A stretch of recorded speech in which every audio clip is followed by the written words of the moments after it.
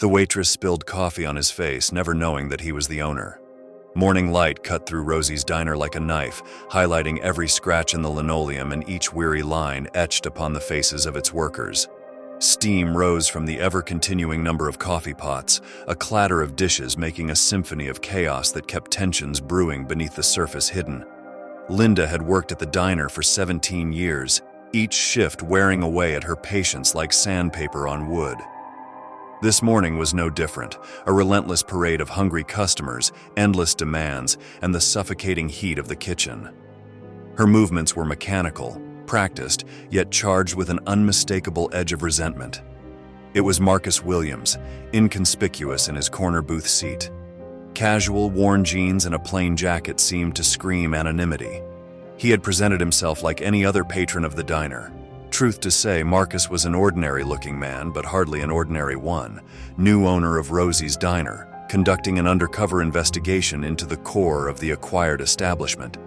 Linda's eyes kept drifting to Marcus, a spark of inexplicable irritation burning behind her eyes. Something about his calm demeanor, his quiet observation, set her skin crawling. As she approached his table, her professional veneer was razor-thin. Coffee. The word was more command than question. "Yes, please," Marcus replied, his voice a model of measured politeness. She poured the coffee with a practiced hand that today seemed more weapon than tool. A few droplets spilled onto the table, whether by accident or design, it was hard to tell. Marcus simply nodded his thanks, his eyes never leaving her face. As the morning wore on, Linda's interactions with other customers presented a stark contrast with the treatment accorded Marcus. She laughed, chatted, refilled cups with generous smiles. But for him, her service was a study in barely concealed hostility. The something in her demeanor changed, becoming almost aggressive in its deliberateness, when Marcus raised his hand for a coffee refill. In her advance, the coffee pot was cocked well past the center of gravity. Then, the scalding liquid explosively buried Marcus's lap and face. "Oops," she said, the word dripping with a malevolence that silenced the conversations around them. The other patrons exchanged uncomfortable glances. Some looked away, others stared openly. Marcus didn't move. He was a study in controlled restraint. He knew exactly what was happening. This wasn't an accident, it was a performance, a test. "Do you have a towel?" he asked, his voice even as burning spread across his skin. "We're out," Linda replied, already turning away. In that moment, Marcus saw everything he needed to see: the casual racism, the performative cruelty, the silent complicity of those around him. It was all laid bare in this fluorescent-lit diner. He would address this, but not now, not yet. For now, he would sit and remember. The silence between Marcus and Steve was alive, as thick as the tension that came with what wasn't being said. Marcus stood at the counter, his phone an instrument of revelation, the legal document glowing softly beneath Steve's trembling fingers. "I don't understand," Steve muttered, though his eyes told a very different story. He knew exactly what it meant. Marcus didn't say a word. He didn't have to. The deed spoke volumes, the quiet testament to ownership well beyond property. This was about dignity, respect. Linda walked closer, her earlier bravado evaporating like steam from an overturned coffee pot. Her eyes darted between Marcus and Steve, sensing the fragile electricity of the moment. "What's going on?" she asked, a slight quaver beneath her words. Steve's response was a defeated whisper.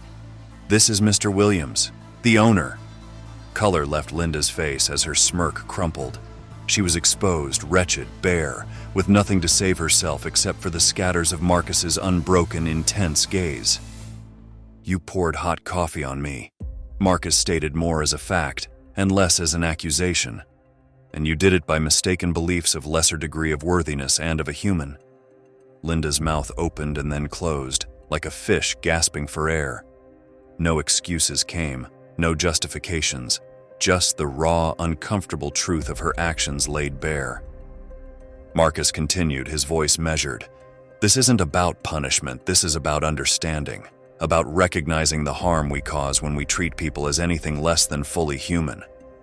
Steve shifted uncomfortably. He knew this was bigger than Linda, bigger than the diner itself. It was a reckoning. "You'll be stepping back from customer service," Marcus told her. "Not a suggestion, a decision. But you'll have an opportunity to learn, to understand why what you did matters." Weeks later, the diner hummed to a different energy. Marcus had instituted required training not just about service, but about empathy, about seeing people. Linda was there, not as a server, but as a student, learning, listening, transforming. "We're not just serving food," Marcus would say during these sessions. "We're serving humanity, and everyone deserves to be served with dignity." The coffee still steamed, the plates still clattered, but something fundamental had changed, a small revolution brewed right there in the heart of Rosie's diner. The transformation was neither instant nor easy. Marcus understood that changing a culture meant more than removing one problematic employee. It required rebuilding from the ground up. Each training session became a conversation, not a lecture. They learned to look beyond surfaces, to find the humanness of every person who walked in the diner's door. They learned they were not just serving a meal, but creating moments that would connect them, thin bridges across chasms that too often separate peoples. Months passed, and Rosie's diner became more than a place to eat. It was a haven, a place where everyone, regardless of background, could feel seen, truly seen. It was a Tuesday morning, nothing special about it, but Marcus sat in his corner booth observing. A young couple entered. He could see their hesitation in the way newcomers did, move awkwardly, uncertain. Before Marcus even stood up, a waitress went towards them with an openness that just melted whatever uneasiness there had been. "Good morning," she exclaimed with a true smile. "First time at Rosie's." The couple visibly relaxed, shoulders down, tension like butter on warm toast melting away. Marcus watched, not with satisfaction, but with quiet understanding. This wasn't about his victory. This was about collective healing, about creating spaces where dignity wasn't a privilege, but a fundamental right. He thought about Linda not with anger, but with compassion. People are complicated. Bias is a disease that infects silently, passed down through generations of unexamined assumptions. Changing it requires more than punishment. It requires understanding, patience, persistent, gentle education. The real lesson wasn't about one incident in a diner. It was about the ongoing work of seeing each other, truly seeing each other beyond the surfaces that divide us.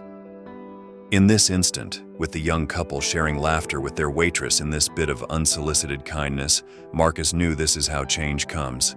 It's not the grand gesture. It's in these minor human touches that things move. One plate at a time, one smile at a time, one sincere respect at a time.